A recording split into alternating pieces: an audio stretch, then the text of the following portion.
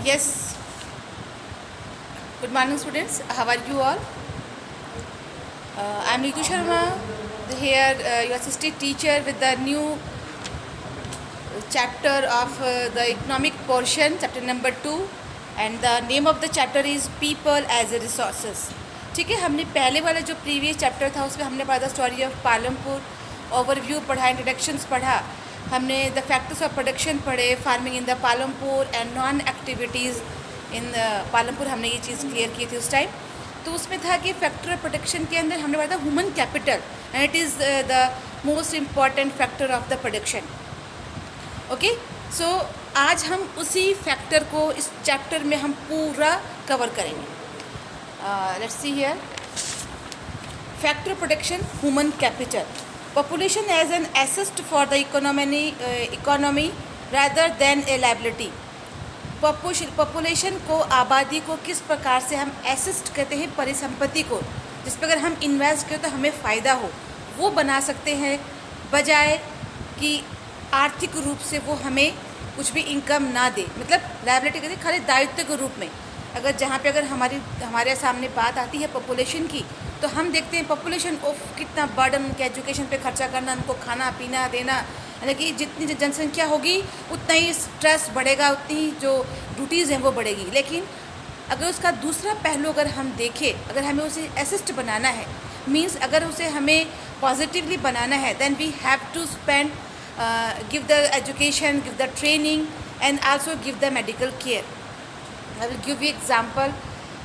आपके ऊपर आपके पेरेंट्स इतना पैसा खर्चा करते हैं, अपनी ज़रूरतों को, अपनी जो कहते हैं ना कि नीड्स को कम करके आप पे पैसा लगाते हैं. वाई?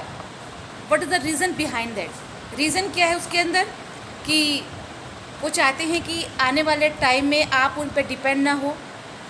आपकी इनकम अच्छी होगी तो वो बिल्कुल आरामदायक ज़िंदगी आप भी जियोगे और आपके पेरेंट्स भी. एक सभ्य नागरिक बन के आप समाज में आओगे. और साथ में ही अगर आपने ज़्यादा पैसा कमाया, आपकी इनकम अगर अच्छी खासी है, तो आप जो टैक्स पे करोगे उससे गवर्नमेंट को फ़ायदा होने वाला है, और वो गवर्नमेंट उन पैसों से हमारे लिए कुछ अच्छा करेंगे.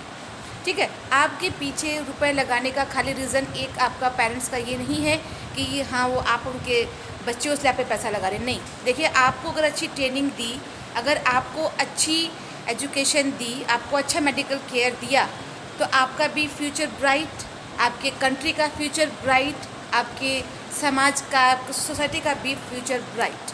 ठीक है ना. तो किस प्रकार से ह्यूमन को एज ए रिसोर्सेस हम काम में ले सकते हैं, वो हमने यहाँ पे पढ़ा. फिर है human as a resources explain. Investment in human capital yields of return just the investment in physical capital. हमने देखा कि अगर हम किसी भी चीज़ के प्रोडक्शन में अगर हम फिजिकल इन्वेस्टमेंट करते हैं, फिजिकल कैपिटल इन्वेस्टमेंट करते हैं, किस लिए? फ़ायदे के लिए, प्रॉफिट के लिए. सेम एज इट इज़ अगर ह्यूमन रिसोर्सेज पर भी अगर हम जिस प्रकार से फिजिकल इन्वेस्टमेंट करते हैं कैपिटल पे, वैसे ही करें, तो वो भी आगे जाके एसेस्ट का काम करते हैं. आपको एग्जाम्पल मैंने अभी आप ही का एग्जाम्पल दिया था. दूसरे जैसे देखो, हमने जो ग्रीन रेवोल्यूशन आपने देखा था, ओके, हम पढ़ेंगे उसको आगे. तो रिसोर्सेस के रूप में ह्यूमन के नॉलेज को, ह्यूमन के स्किल को, ह्यूमन के जो आपके अवेलेबिलिटी है, उसको हम काउंट करते हैं.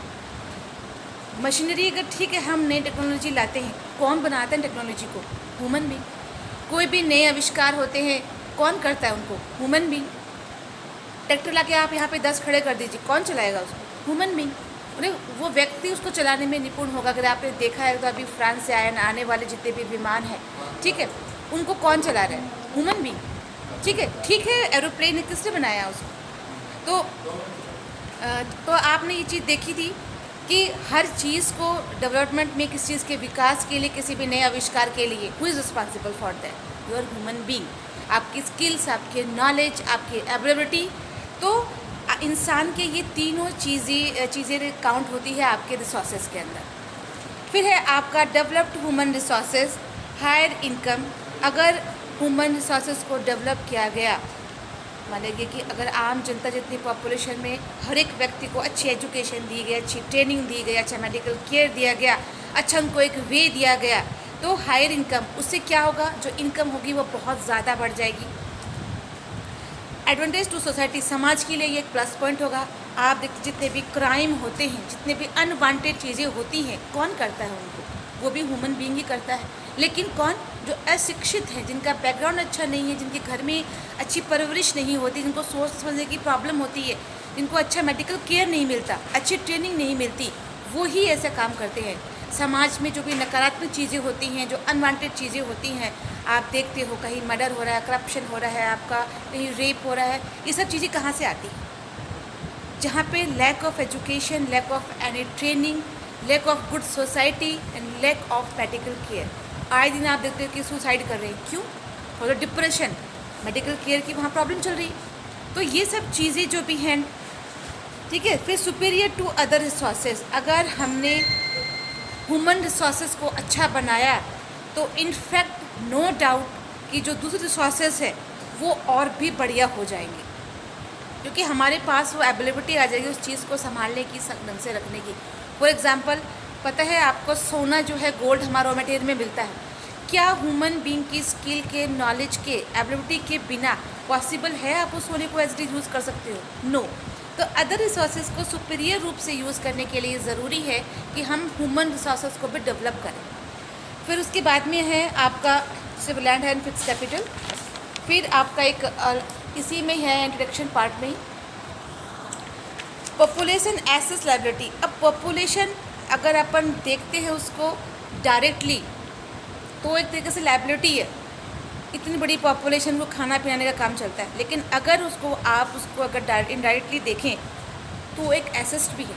अगर हम, हमारी फैमिली, हमारी सोसाइटी, हमारी कंट्री, हमारी गवर्नमेंट अगर पॉपुलेशन को अच्छी एजुकेशन दे, अच्छी ट्रेनिंग दे, अच्छा मेडिकल केयर दे, तो वो एनी हाउ नो डाउट वो हमारे कंट्री के लिए, हमारी सोसाइटी के लिए, हमारे फैमिली मेम्बर्स के लिए एक एसेट यानी कि परिसंपत्ति के रूप में काम आएगी। फिर आपने एग्जांपल दिया है green revolution and IT revolution. IT revolution क्या है? इंटरनेट टेक्नोलॉजी, ठीक है। आप देखते हो कि ग्रीन रिवोल्यूशन में क्या था? With the help of machinery, with the help of HIV seed, with the help of agriculture, किस प्रकार से हमने फिक्स जो लैंड है उसमें हमने प्रोडक्शन को बढ़ाया था, हमने फिजिकल कैपिटल उसके अंदर यूज़ किया था। वहीं अगर IT आती है, ह्यूमन कैपिटल को अगर हम ज़्यादा यूज़ करते हैं, अच्छी एजुकेशन, ट्रेनिंग, मेडिकल केयर देते हैं, तो अगर आप दोनों को कंपेयर करोगे, ठीक है, अगर आप दोनों को कंपेयर करोगे तो देखना आप IT रिवोल्यूशन में ज़्यादा ही पैसा हमारे पास वापस लौट के आ रहा है।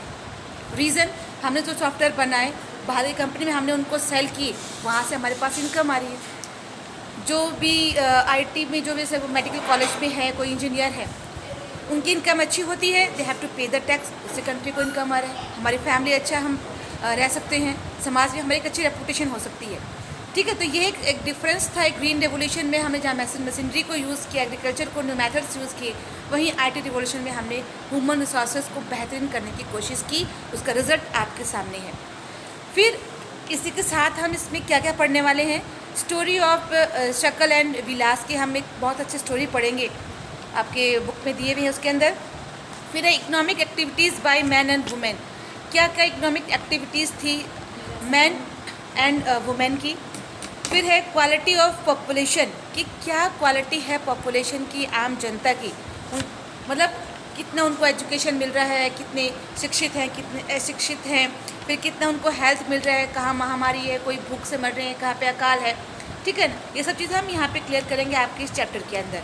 फिर आता है आपका very very important portion is the unemployment में, मतलब बेरोज़गारी, क्या रीजन्स हैं, क्या उसके उपाय हो सकते हैं, और क्या दूसरे तरीका हो सकता है इस अनएम्प्लॉयमेंट को दूर करने का।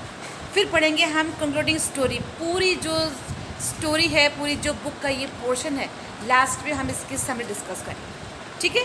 तो पूरा चैप्टर आपका ह्यूमन रिसोर्सेज पे है, कैसे ह्यूमन रिसोर्सेज है एक कंट्री के लिए, एक सोसाइटी के लिए, योर फैमिली मेम्बर्स के लिए एक एसेट के रूप में काम में आएगा। हम सब चीज़ क्लियर करेंगे आपके अगले वीडियो लेक्चर में, ठीक है। So all the students, introduction मैंने आपको बता दिया है। सो ओवरव्यू पढ़ने की कोशिश आप करिएगा। In the next video I am discussing here about the story of Sakal and Vilas. Okay, stay home, save lives, good